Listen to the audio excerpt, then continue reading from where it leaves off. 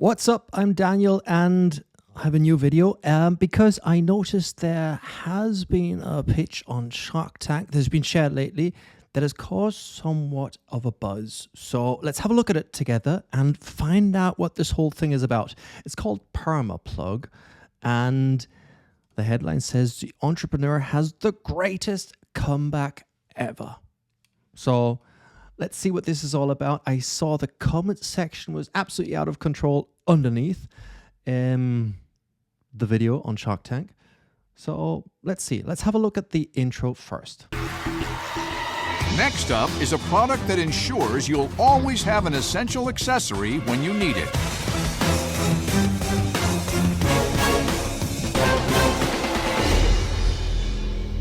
Howdy, Sharks. My name's Zach, and I'm from a small town just outside of Dallas, Texas. I'm seeking $350,000 in exchange for 15% of my company, PermaPlug. Sharks, picture this.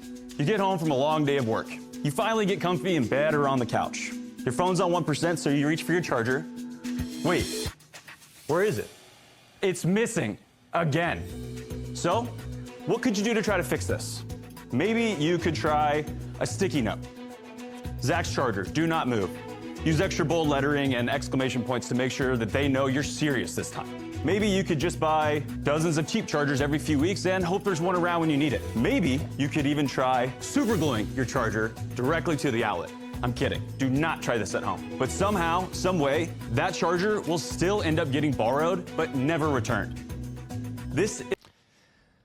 And I'm going to cut in here. Let me just switch the cameras. So, because Zach goes on to continue his pitch, I think at a really good level. You can watch the whole pitch if you want in detail. I'll have it down there somewhere in the description of the video. You know, but because of copyright reasons, I cannot show you the entire video. But to be honest, he does it quite well. Initial feedback there, I think he comes out on the stage with a lot of energy. He does well. It reminds me a bit of one of these home shopping gurus, you know, these guys that can sell you literally anything on these 24-hour channels where people who should be buying it end up buying stuff they don't need for a ton of money that they actually don't have. But that's just my biased opinion. Anyhow, he does a good job. But the interesting thing is there, so he continues on. And if you look at the body language of the Sharks, they're kind of, let's call it that way, well, they're kind of mildly interested. And I have the feeling they're going like, mugh, whatever, dude. Although his presentation is at this point pretty much flawless from a pitching point of view. He's doing well. He goes in, he starts demonstrating the product, and it goes on and on and on that way. And they start with the initial conversation, and you can see they're not really that into it until shortly before they're about to abort this whole thing. Kevin O'Leary asks one question. So I've gone fast forward to this question. Again, you can watch the whole thing, but here it comes. This is gold. Their staff in the background. I want to be fair, Zach. I do not deserve to rip you to pieces if you have sales. Okay. Do you have any? I do. I have about $2,000 in sales. Okay, I am now going to rip you to pieces. 2,000 in sales so far today. I have 456,000 in sales year to date. That's a good answer. That is a great answer. Thank you. That'll go down in Shark Tank history right there. And it did. And here's the thing. I find this absolutely fascinating for quite a few reasons. So his product presentation was great. And you see, I'm specifically not saying pitch. I'm saying his product presentation went great. His pitch ends and he has not mentioned sales. He has not mentioned traction. And this, in my opinion, is one of the cardinal sins of pitching is if you have sales or traction, mention it. Mention it early because, and to get this clear, I say this ever so often, but you might be watching this for the first time. Honestly, most investors, including our Sharks, our Dragons, or whoever and whatever they call themselves, they don't really care that much for your product. They care for the business opportunity. They care how to multiply their money and how much risk that is and how much time is required to multiply that. So in other words, they want to understand the business. The product is just the thing creating the business. He could be selling, I don't know what, toilet seats, probably amazing business. They couldn't care less if it creates amazing business opportunities. And Zach, who seems to be a great salesman at first sight, does not mention it. And then, however, he might have been waiting for the question, because later on he mentions he watches a lot of Shark Tank and knows all about it. Maybe it was a bit of a trap. He pulled it off, but I don't want you being that risky if you are preparing your first pitch. If you have sales, say it early. And then he actually plays a little bit about with the sharks. He says $2,000 so far. And you see the whole body language all like, ugh. Because that's the moment they notice they've been listening to a product that has little interest in the market, seemingly. And the market isn't really curious. It's not really catching on. And then he says, just for today.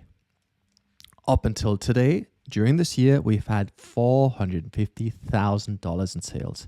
And you see them suddenly lighting up, their eyes sparking, their body language switching on into full-on shark mode. And interestingly, nearly all of them take their little booklets out, start taking notes, something they hadn't done that far. So what does that mean? This was the kill shot, in other words. This was the moment the sharks knew they had to go in and had to make it work. So in other words, you need to understand when you're pitching, yes, pitch your product, that's cool, but use a good portion of the time pitching the business opportunity. That's the thing most people get wrong. You're pitching two things, your product and your ability to execute on, your ability to build a company around that product, to actually build the product, ship the product, make your customers happy, to make the whole thing work. Product is ideas. Making a company around its entrepreneurship is making the thing work. And when you're building on your pitch, let's say you have a 3-minute pitch. Hey, spend 20, 30 seconds talking about the problem. Spend 20, 30 seconds about talking about the solution, aka the product and or the service. And from then on, talk about the company around it. Tell us what your current status is. Say we're in a beta, or say at this point in time we've sold 50,000 units with a combined sales of $450,000 only from January to now, something like that. And then show us what your end goal is. Say the next big steps are boom, boom. However, we intend to be market leader in the whatever that's called socket industry by the end of the year 2027. And for this, we need $350,000 at a 15% valuation.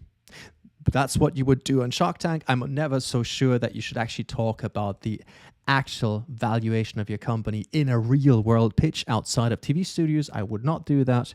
However, have a clear ask. But the point being is, maybe spend a minute talking about the problem solution part, and then spend the 2 remaining minutes actually talking about the execution, talking about the business opportunity, talking about your company.